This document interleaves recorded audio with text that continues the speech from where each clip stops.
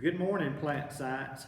This morning we're back in the shop and we're going to kind of divert from talking about soil and its qualities and principles, and we're going to talk about another standard that we have in plant science. And that really is a standard that deals with talking about plant diseases and pests, but also just overall plant health. I want to start off by saying this. We planted our plugs, our first plugs, somewhere around Valentine's Day. In fact, it might have been on Valentine's Day. I had to look back at the calendar to be sure. We planted a second round of plugs about March 5th or so, okay? And best I can remember, it was the 5th because we were hosting a contest here at school that day. And you guys that were still in class were out in the greenhouse with our substitute planting our plugs, and I still appreciate that very much. Now, the reason that I want to point that out is today is April 2nd. Now is about the time that we start to see issues if we're going to see them. Now, traditionally, we don't have a whole lot of problems in our greenhouse. The biggest problems is you'll have just a few little insects that show up, and if conditions are damp enough, then they'll start to take over. But as far as disease goes, really the biggest problem we have is going to be with our tomato plants and with a form of blight, okay? And now, before you get all freaked out and think, oh, well, we can't buy plants at Richland High School, let me say this. If you buy plants, period, you have a great chance of inheriting some kind of disease problem, okay?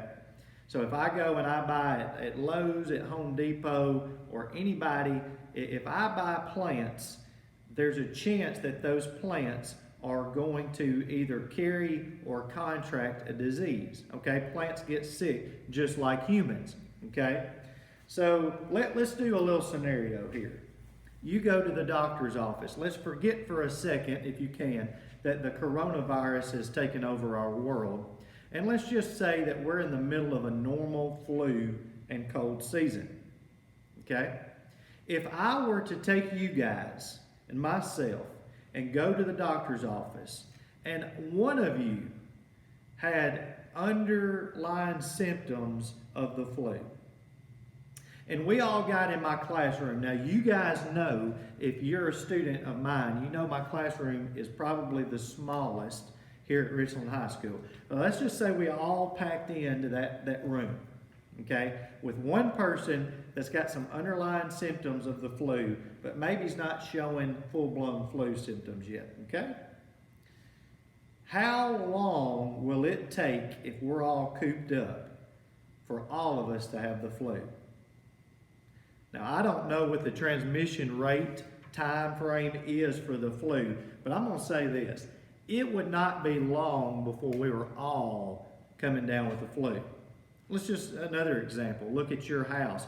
If you're fortunate enough to live with loved ones, okay?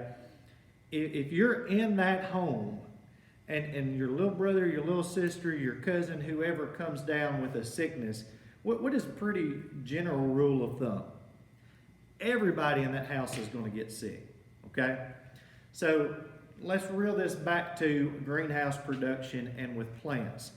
We're talking primarily greenhouse production with this today, but if one little cluster of plants gets sick with some disease or some pest, it's not going to take very long in this microenvironment for a lot of plants to be sick.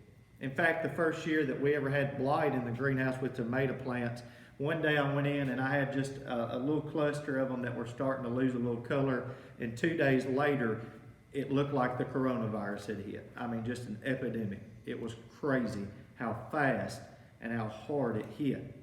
So, let's reel this back in just a little bit, and I want to talk just as we close today about two type of applicators that we have for spraying anything that we have to spray. I feel like I should make this point. We don't spray anything unless we have to. Okay? You don't go home and take Benadryl unless you need Benadryl. You don't go home and knock back some NyQuil unless you need NyQuil. Correct? I sure hope so. So anyway, with protective equipment and with our applicating equipment, we're going to put on our safety glasses, we're going to put on a respirator, we're going to protect our skin, we're going to put on rubber gloves. And then again, we've got two types of sprayers that we could use. Now this is a backpack sprayer. I really like this one. It keeps, it keeps at least one hand free most of the time. You can use the pump to pump it up and you can spray.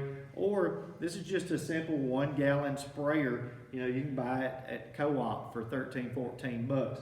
This one's going to run you more in the 50, 60 plus range depending on what brand you get. Now, again, the thing is that we're going to have to apply what we need, not more. So how do you find that out? Well, if you guess that you got to go back and read the label, then you're right. Always read the label.